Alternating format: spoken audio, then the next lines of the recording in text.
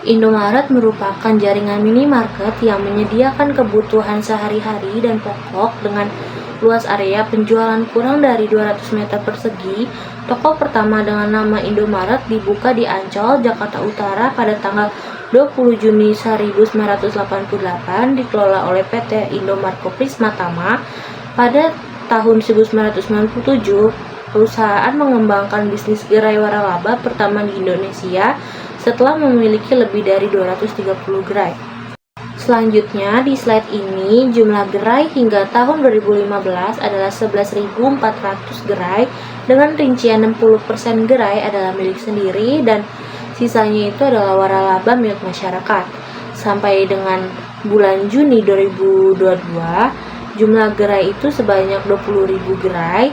Mitra usaha waralaba ini meliputi koperasi, badan usaha, dan perorangan. Indomaret tersebar merata dari Sumatera, Batam, Jawa, Madura, Bali, NTB, NTT, Kalimantan, Sulawesi, dan Maluku. Di slide ini ada trio analisis atau keunggulan kompetitif Indomaret. Yang pertama ada jaringan distribusi luas. Indomaret memiliki jaringan distribusi yang luas yang dimana memberikan nilai atau value bagi perusahaan. Namun jaringan ini tidak langka atau rare dan mudah ditiru atau imitable. Meskipun demikian, Indomaret mampu mengorganisasi atau organization jaringan ini dengan baik. Hasilnya, Indomaret memiliki keunggulan kompetitif sementara. Yang kedua ada merek kuat dan loyalitas pelanggan. Merek Indomaret yang kuat dan loyalitas pelanggan memberikan nilai bagi perusahaan. Selain itu juga bagi perusahaan, merek ini langka dan sulit ditiru dan mampu diorganisasi dengan perusahaan. Hal ini memberikan Indomaret keunggulan berkelanjutan. Yang ketiga ada model bisnis waralaba. Model bisnis waralaba Indomaret memberikan nilai bagi perusahaan, langka, sulit ditiru, dan mampu diorganisasi dengan baik. Dengan demikian, Indomaret juga memiliki keunggulan berkelanjutan. Yang keempat, ada inovasi teknologi, contohnya seperti Poinku, self-checkout, atau e-wallet.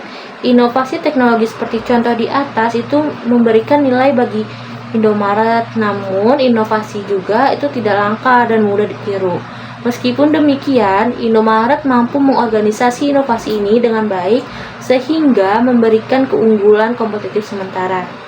Analisis trio ini membantu mengidentifikasi sumber daya dan kapabilitas yang memberikan keunggulan kompetitif bagi Indomaret. Sumber daya dan kapabilitas yang memenuhi semua kriteria trio, value, rare, imitability, organization, memberikan keunggulan kompetitif berkelanjutan, sedangkan yang tidak memenuhi semua kriteria hanya memberikan keunggulan sementara atau bahkan memberikan keunggulan sama sekali. Selanjutnya ada kekuatan internal Indomaret. Yang pertama ada brand yang kuat.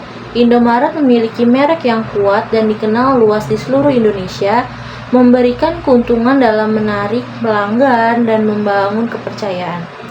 Yang kedua itu ada jaringan distribusi luas. Indomaret memiliki pusat distribusi yang tersebar di berbagai wilayah yang memungkinkan mereka untuk mencapai toko-toko mereka secara efisien dan efektif. Yang ketiga ada teknologi dan inovasi. Indomaret menerapkan teknologi dan inovasi seperti aplikasi Indomaret, Poinku, dan self-checkout untuk meningkatkan pengalaman pelanggan dan efisien operasional. Lalu, keempat itu ada model bisnis waralaba. Model bisnis waralaba yang diterapkan Indomaret membantu mempercepat ekspansi bisnis mereka dengan melibatkan mitra lokal. Seterusnya ada kelemahan internal Indomaret. Yang pertama itu ada persaingan ketat dengan Alfamart. Indomaret itu menghadapi persaingan yang ketat dari Alfamart, yang dimana juga merupakan pemain besar dalam industri minimarket di Indonesia. Yang kedua ada ketergantungan pada supplier utama.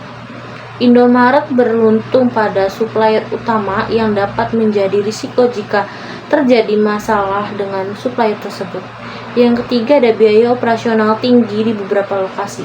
Indomaret menghadapi biaya operasional yang tinggi di beberapa lokasi yang dapat mempengaruhi probabilitas mereka. Proses audit internal dalam perusahaan PT Indomarko Prismatama. 1. Perencanaan audit.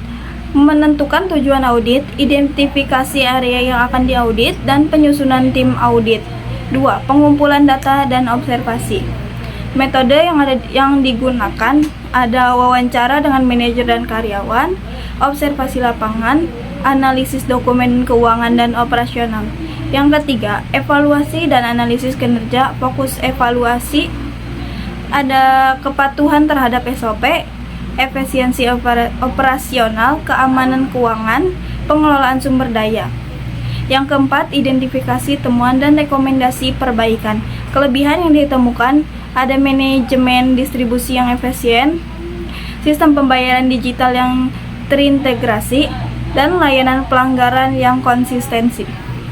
Beberapa masalah yang bisa kita temukan di PT Indomarko Prismatama ada overstock atau kekurangan stok di beberapa gerai, kepatuhan SOP yang belum maksimal di beberapa cabang, dan ketergantungan tinggi pada supplier tertentu. Solusi dan rekomendasinya yaitu optimalisasi sistem supply chain untuk mencegah overstock, pelatihan ulang bagi karyawan terkait SOP, layanan pelanggan, dan diversifikasi supplier untuk mengurangi ketergantungan pada suatu sumber. Yang kelima, pelaporan hasil audit, struktur laporan audit. Ringkasan temuan poin utama dari hasil audit di berbagai gerai. Analisis kinerja, perbandingan antara target dan realisasi operasional, dan rekomendasi perbaikan saran strategis untuk meningkatkan efisiensi bisnis. Tindak lanjut tim. Manajemen menentukan langkah-langkah perbaikan yang akan diimplementasikan. Yang keenam, implementasi perbaikan dan monitoring lanjutan. Tindak lanjut setelah audit, penerapan SOP baru atau revisi kebijakan operasional, pelatihan tambahan bagi karyawan gerai, monitoring secara berkala untuk memastikan perbaikan berjalan efektif. Konsep pemasaran PT Indomarko Prismatama. Yang pertama, orientasi pasar dan pelanggan. Fokus utama Indomaret adalah memenuhi kebutuhan pelanggan dengan menyediakan produk yang mudah dijangkau, terjangkau, dan lengkap. Menyediakan lebih dari 5.000 SKU produk di setiap gerai. 2. Lokasi strategis di permukiman, pusat perkantoran, dan transportasi umum. Yang ketiga, layanan pelanggan 24 jam di beberapa lokasi. Yang kedua, strategi diferensiasi dan branding. Indomaret membangun brand yang kuat melalui inovasi dan layanan unik. Yang pertama, slogan mudah dan hemat yang mencerminkan positioning sebagai toko serba ada yang ekonomis. Yang kedua, produk private label atau Indomaret brand dengan harga lebih murah dibandingkan merek nasional. Yang terakhir, kolaborasi dengan brand besar untuk menghadirkan produk eksklusif. Konsep pemasaran PT Indomarko Prismatama. Yang pertama, orientasi pasar dan pelanggan. Fokus utama Indomaret adalah memenuhi kebutuhan pelanggan dengan menyediakan produk yang mudah dijangkau, terjangkau, dan lengkap. Yang pertama, menyediakan lebih dari 5.000 SKU produk di setiap gerai. Yang kedua, lokasi strategis di permukiman, pusat perkantoran, dan transportasi umum. Yang ketiga, layanan pelanggan 24 jam di beberapa lokasi. Yang kedua, ada strategi diferensial dan branding. Indomaret membangun brand yang kuat melalui inovasi dan layanan unik. Yang pertama, slogan mudah dan hemat yang mencerminkan positioning sebagai toko serba ada yang ekonomis.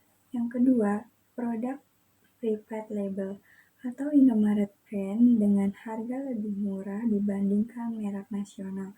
Yang ketiga, kolaborasi dengan brand besar untuk menghadirkan produk eksklusif. Yang terakhir, ada penerapan teknologi dalam pemasaran.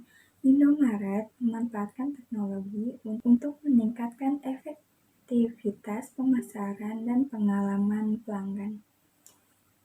pertama, aplikasi Indomaret.info, yang kedua, self-checkout, yang ketiga, big data dan AI, yang keempat, e-wallet dan QRIS.